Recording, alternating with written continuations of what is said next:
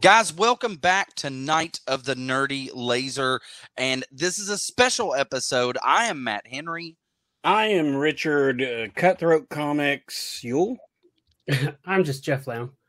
Actually, he's Cutthroat. Yeah, he's him up there. And it's a special episode today. Richard, tell them why. Well, it's special because we have Josh Nealis from Cutthroat Comics himself here with us on the show. Hey, Josh, how you doing, buddy? I'm good. I like being called special, and not by like one of my teachers where they're like, "Oh, you're special." We wouldn't do that. No, so we met Josh at Smoky Mountain Fan Fest, one of our really fun conventions here near the area. It was in Gatlinburg the past 2 years, and next year I think it's going to Sevierville. But SmokyMountainFanFest.com, if you haven't checked it out, check it out. They've got some good guests already lined up for next year.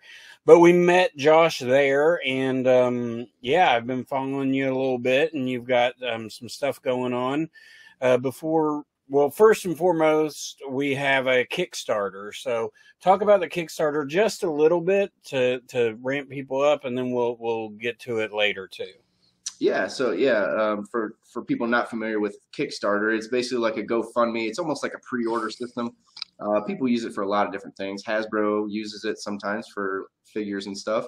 But the comic community uses it quite a bit to help pay for mostly the art and printing and stuff like that. We're doing our third Kickstarter. Fourth overall. I helped with one that I published a comic for, but this is my personal third one for my superhero team known as the Turkey Sharks. Nice. So go on Kickstarter right now. If you're listening or if you're watching, just go on Kickstarter right now. Check them out while you're go in another browser so you can still hear us. Turkey Sharks on Kickstarter. And but tell us a little bit about Cutthroat Comics and your history with them. And I mean, is Cutthroat Comics yours? Did you start it? Yeah. So I was in a band for a long time, and we did really well, and we broke up, my decision. And then I did like a movie review webpage for a while, and then I always knew I wanted to write. So once I kind of cut my chops doing the movie reviews, like it wasn't creative enough.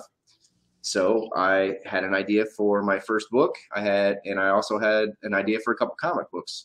And when I looked on the Google machine, it told me I was not cut out to get published by the big companies because I was a nobody. And so I decided to hell with it. I just started my own company. So Cutthroat Comics, based out of Findlay, Ohio, since 2015. Nice. In that time span, so that's like 7 years, I have written 10 full-length books. I've written 12 comic books, Turkey Sharks 3 being the 12th. And I've published 2 comic books for 2 other creative teams. So, and I think the guys can agree with this, but this is something that's I've noticed after getting into the community is that this community, what it seems like, is full of what I like to call ultra creatives. So it's like people who dip their hands in a little bit of everything, right?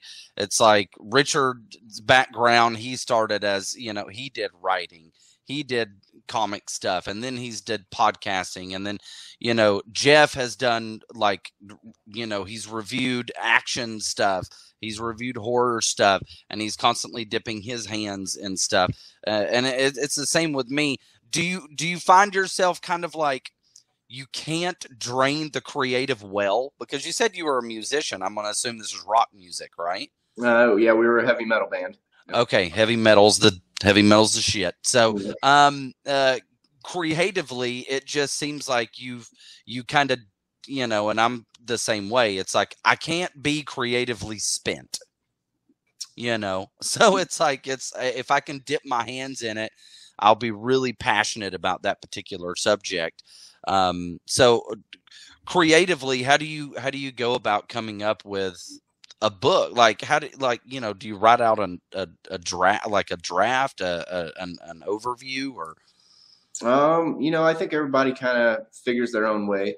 There's no set way to do it. Although, I'm sure colleges would teach you do it this way, and all. Yeah. And in school, remember they say, "Oh, do your pre-writing and your bubbles and your webs and all that." I don't even know what that meant. Oh yeah, I don't even know. I have an English degree and I don't use it. So yeah. whatever they teach you, it's not that great. So. Yeah. For me, like as far as like my full length books, I just released my 10th, and it's a prequel sequel called Hellscape: Concert of Flies, to one of my personal bestsellers, just known as Hellscape. But as I've gone through this process, I have my like way of doing it. So ideas for me, I mean, it's like a faucet. I'm never short on ideas. I can sit down. Like if we ended this interview, I could literally sit down and write 1,000 words probably in an hour about, anything. Like there's an idea that's probably popped in your head over the course of 20 minutes. It could have been inspired by anything that you've seen in any of these screens. That just kind of like, you may as well just take a dart and throw it at a map and be like, oh, that's an idea right there. And that's going to blossom into whatever.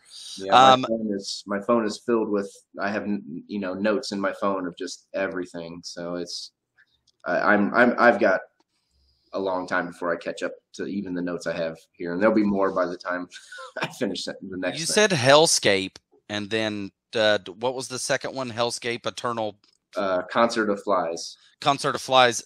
Were these also heavy metal song titles? No, because they sound like great heavy metal song titles. Yeah. Or like Swedish death metal bands. Yeah. I pride myself on my titles of my books and stuff. So, like my first novel was Stuffed Squirrels and Porcelain Angels. That's an AFI song right there. That's the last full length I did before the Hellscape sequel is called Cocaine Stripper Stronghold, which is, that book flies off my table. People can't get enough of that one. So. The flies right off the tongue. Yeah. Did you have these books at Smoky Mountain? I don't remember hearing about your prose books. I don't remember if that one was out at that time or not. So what do you prefer? Do you prefer prose writing or comic book writing? So I typically have so right now I'm on a little bit of a hiatus while I do the Kickstarter, until when the Kickstarter is done and the books are out, then I'm going to start the next novel. But yeah, typically I have like two things going. So I will write a book and a comic at the same time. Like I'll knock out the comic script, send it to my illustrator. He'll start sending me pages for me to prove. And that just takes a couple minutes a day. But then I'll be writing whatever novel I'm working on or whatever, or a kid's book or whatever I decide to be working on at the time. Kids books. Hang on. You write kids books also? I've written 2 and I have, I think 2 more planned, I think. I'm going to assume this is obviously inspired by having a family yourself or a child yourself, but it's like, a little, yeah. What's the title of the kids books? So the first one is Judy and Her Blue Cape. And that actually, it's loosely based on me because it's basically she moves to a new town and has to adjust to things being different there.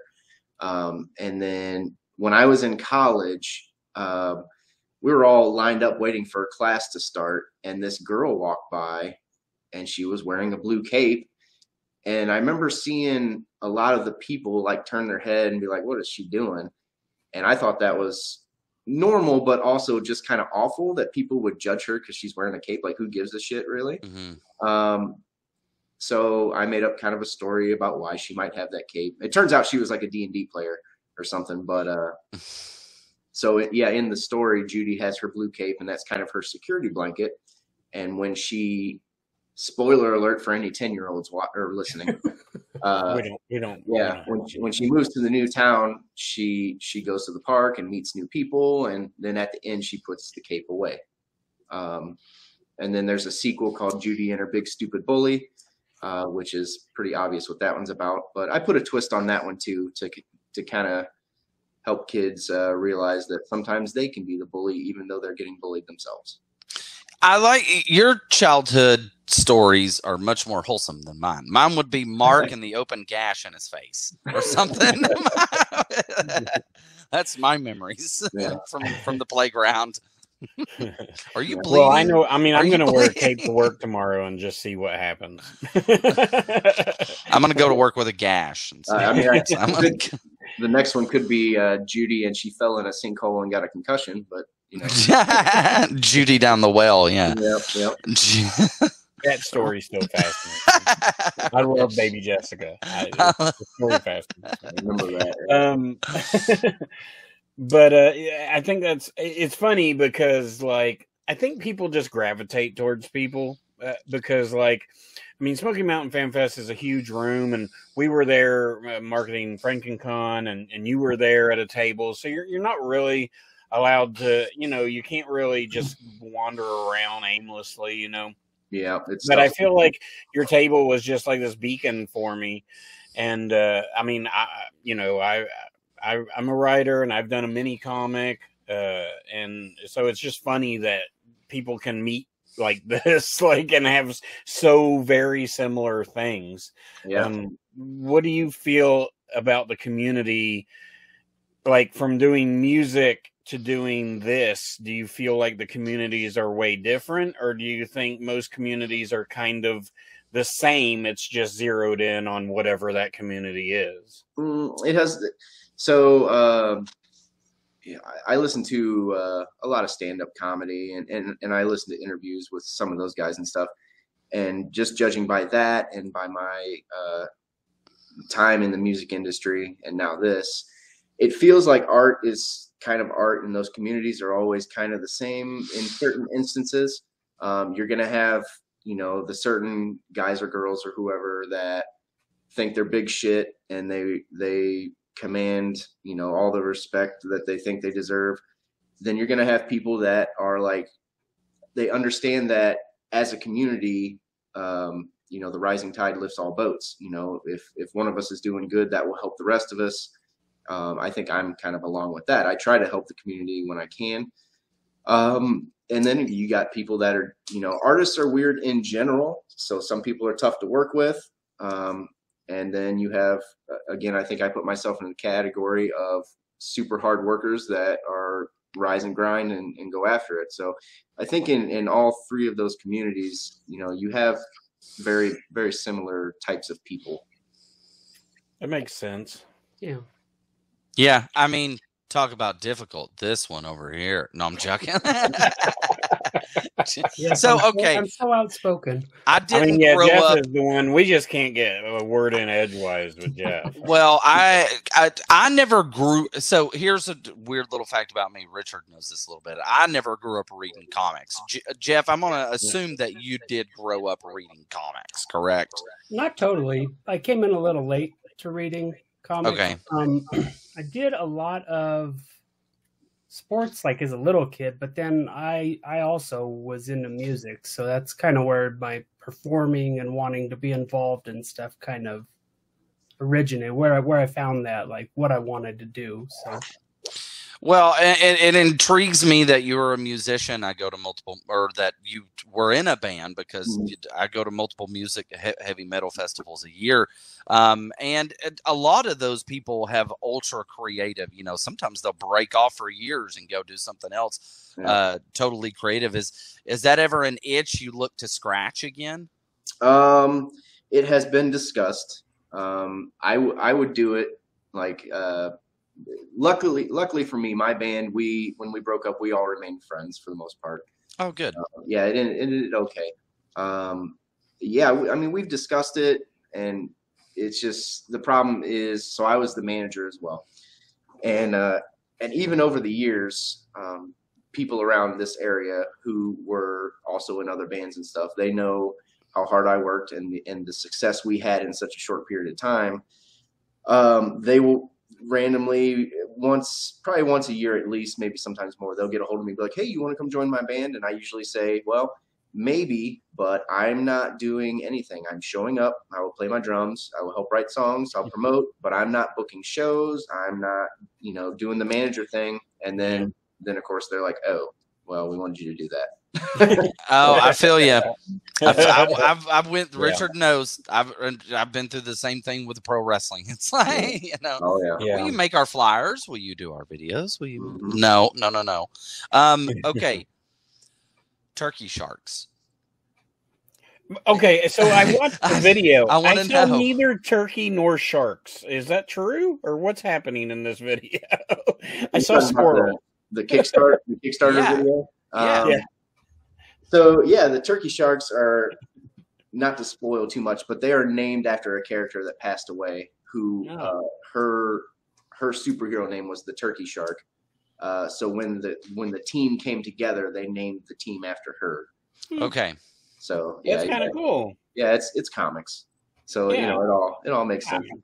I mean, she may or may not be alive because again, comics. But True. Yeah. yeah, it's basically I did 3 series when I first started. I did 3 issues of 3 different series. So I did issue 1s, issue 2s, and then issue 3s. So 9 books, and that was a lot to manage. And I knew I wanted to do an Avengers X-Men style team and eventually get all these characters together. So that's what I'm doing now. I let the other 3 series have, they did their story arc, so they're good for now. Maybe I'll bring them back later, but right now everybody's in the Turkey Sharks. We're rolling with the story arcs from those, and we get, because each character from each series is drastically different.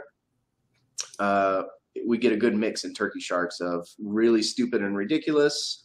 You get some revenge and fighting and violence, and then you get Ginger Avenger, who's kind of my tortured soul, kind of. So Please, yes, he has to be the tortured soul. Yep. He has the poor fella. Yeah. No, that's awesome. So you've sort of built your own like MCU, like you created the single stories and then put them all into one book, right? Yeah, and actually even like all my novels and stories, they all slightly tie in as well.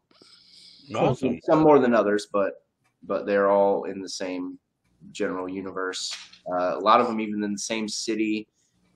Some at the same time, others in the future. So it sounds kind of like you're pulling from MCU, but also like Stephen King, bringing in the King's universe where everything kind of revolves around the same town. That's awesome. I like that. I think it makes it fun because then when somebody actually becomes a fan of me and they actually do take the time to read all my work, they get that treat of going like, I know what he's talking about. The connective tissue. Yeah.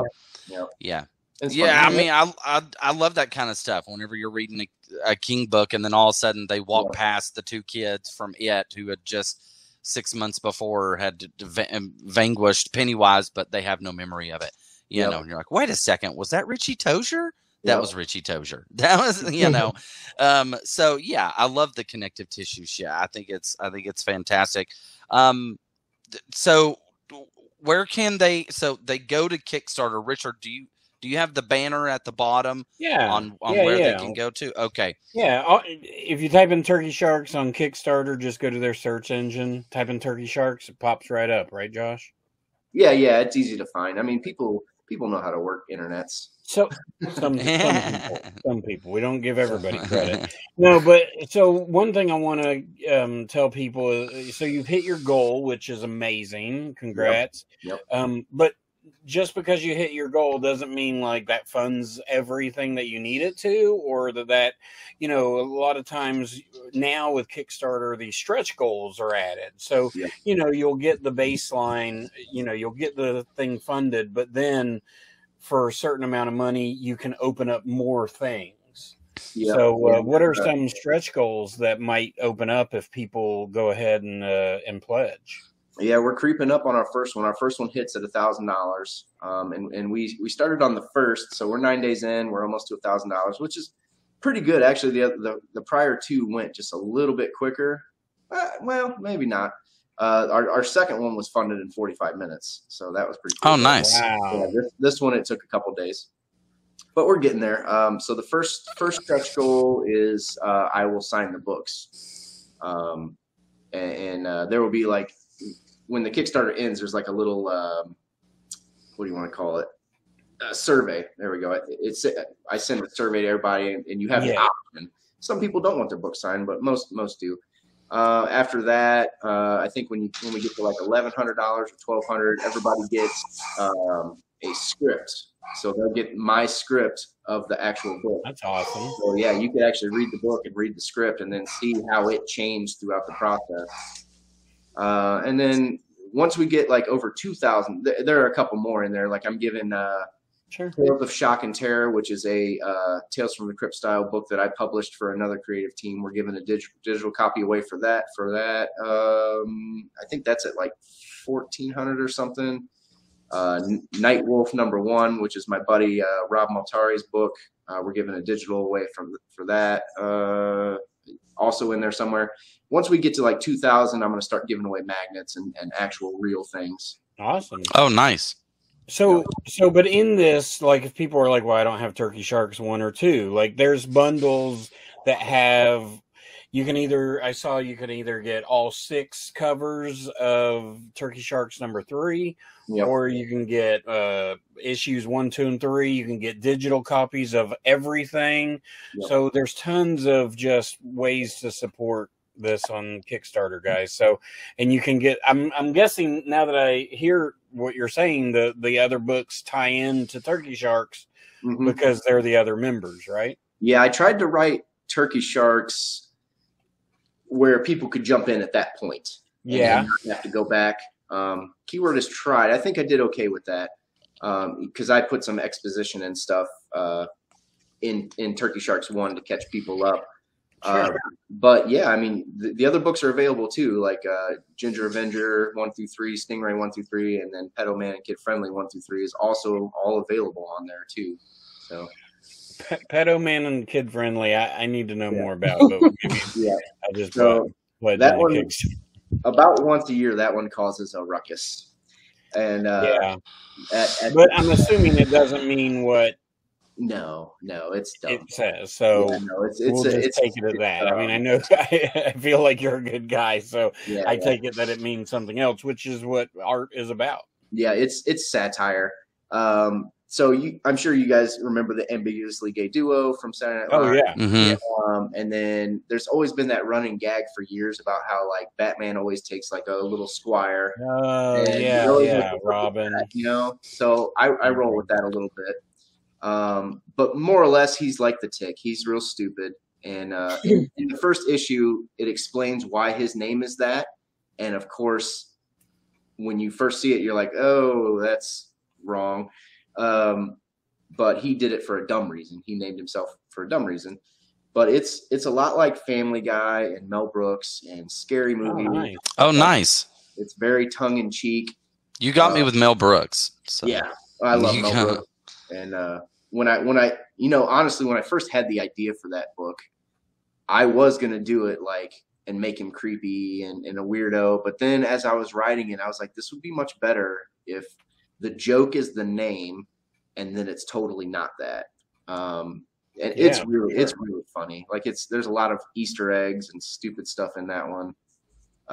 For instance, you know how Shazam turns into Shazam by saying Shazam. Yeah. So Pedo Man turns into Pedo Man by saying Ralph Macchio. So, I'm waiting for that lawsuit. Yeah. So Cutthroat Comics, so they can find Turkey Sharks on Kickstarter, like we said, Right. and but Cutthroat Comics. So is that the only? Do you only publish your work on Cutthroat Comics, or do you publish other people's work as well? My goal is to be like a full-fledged publishing company, but it's baby steps getting to that point, because I don't want people signing on with me and then thinking I'm going to make them famous, because I'm not famous, not yet. But, and when people get a hold of me about their books and stuff, I tell them, here's the expectations for me, and here's the expectations for you. And if you're cool with it, we can go with it. I think that the deal I have with my creators is extremely fair. I've published Carl Vincent Vampire Hunter for a guy down in Florida. We actually sold out of that one now. And then Tales of Shock and Terror, which is my buddy. I think I told you, Richard, about him. He runs the Tales from the Podcast. Oh yeah, I was listening to that for a while. Yeah, he runs that, and he's he's a good buddy of mine. We met at a con just like we did. And he was like, hey, man, I got this idea for a book. You want to publish it? I said, absolutely. So we made it happen. And they're going to be doing an issue 2 at some point. But, you know, so it's getting there, you know. Yeah. It's cool. Publishing is very hard.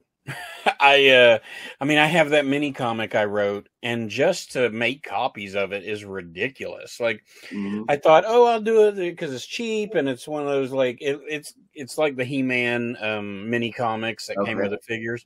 Yeah, that thing is so expensive to print and like to mass produce, like to get a bunch made. Unless I'm just sitting here doing it myself. Yeah, the problem with printing is you have to order a shit ton of copies. You know, for but then you still have to.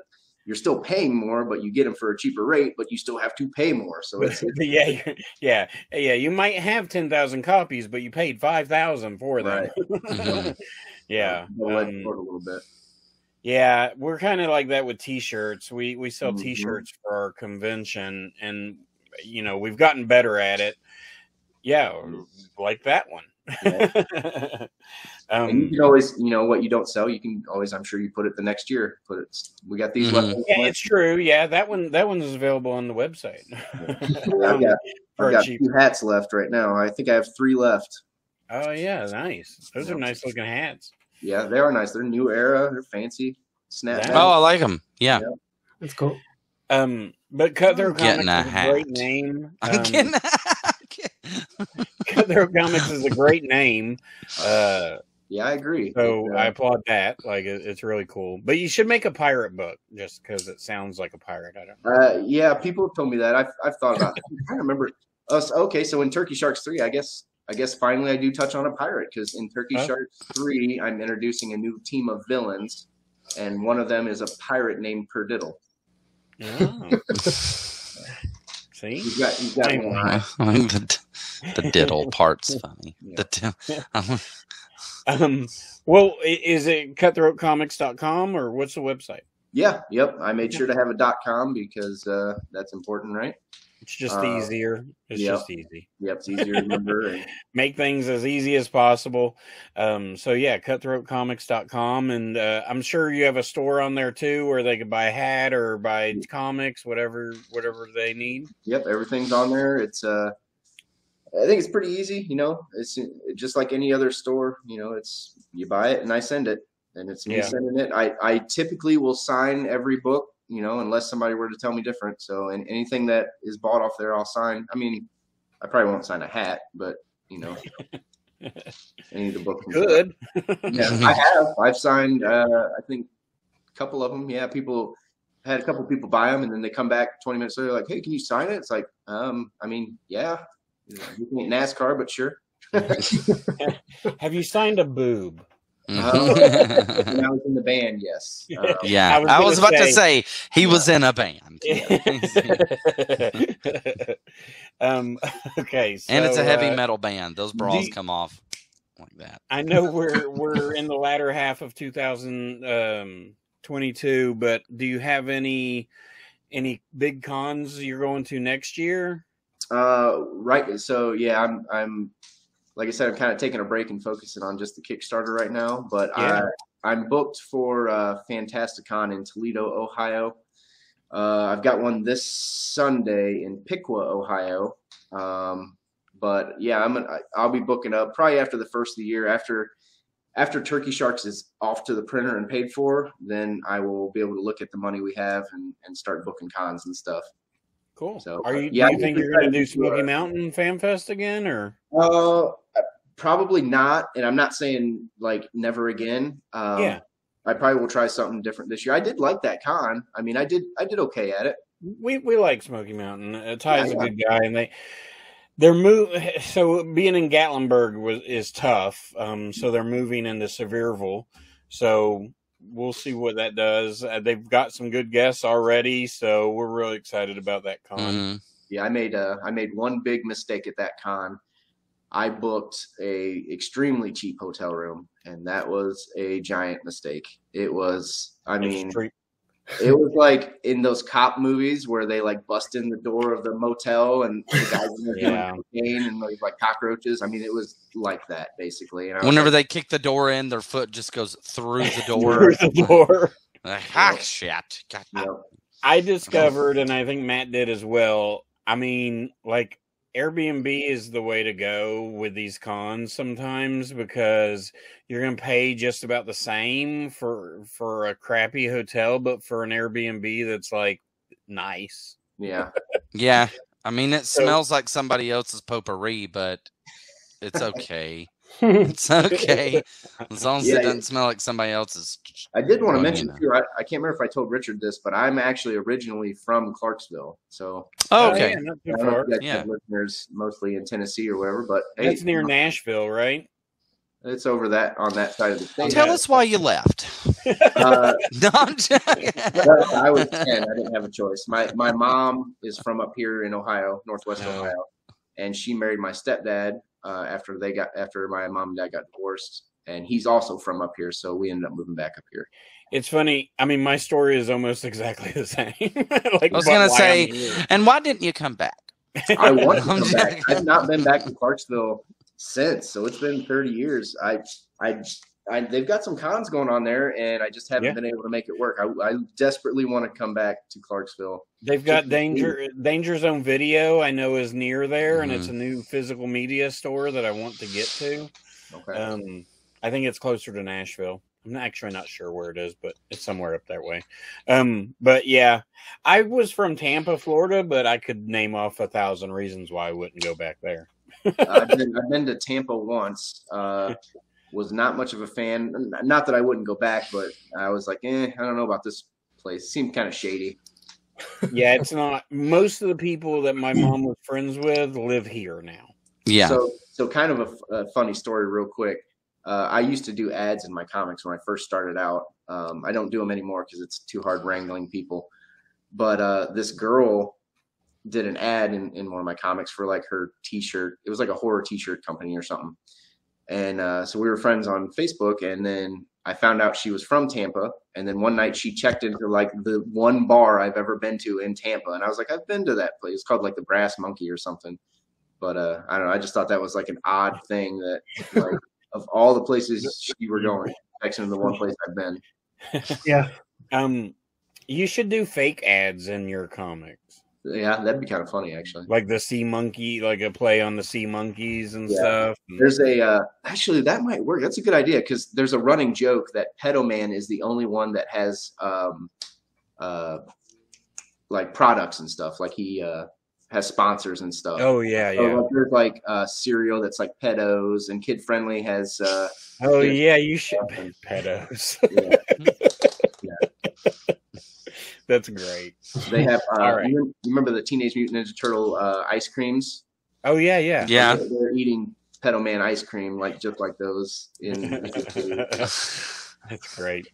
Well, thanks, Josh, for taking the time out of your schedule. I know you've been promoting this hard, and if you guys are out there, just go over to Kickstarter and Turkey Sharks. Kickstarter now. Go to cutthroatcomics.com. Anything else you want to say or promote, Josh? Listen to metal. Yeah, listen to metal. We like metal. Mm-hmm. New metal, preferably. The newer, the better. Yeah. Is that NU or NEW? No. Not new metal. I'm saying to keep the metal community alive by listening to newer metal bands. Yep. Oh, and NUER. Newer. Shut up. And new metal. Listen to them both. If you're going to listen to new metal, then you need to listen to new metal. All right. If you like this interview, please hit that like button. Subscribe to Night of the Nerdy Laser on YouTube. We do a ton of these interviews. We have a podcast on Spotify, Libsyn, Apple Podcasts, Night of the Nerdy Laser. That's all you got to do. Type that in. You'll find us somewhere. We talk about horror movies, and we obviously just like creators in general and just support each other. And that's how this community keeps going on. So until next time, tell them what they should do, Jeffrey. Keep it bloody. Why Yeah. Matthew? Yeah, because Limp Bizkit has to. Is that new metal? Yes. In you metal? Yes. So is Korn. So Jonathan Davis. Boom ba ba doom ba ba dee ma. That guy. That guy.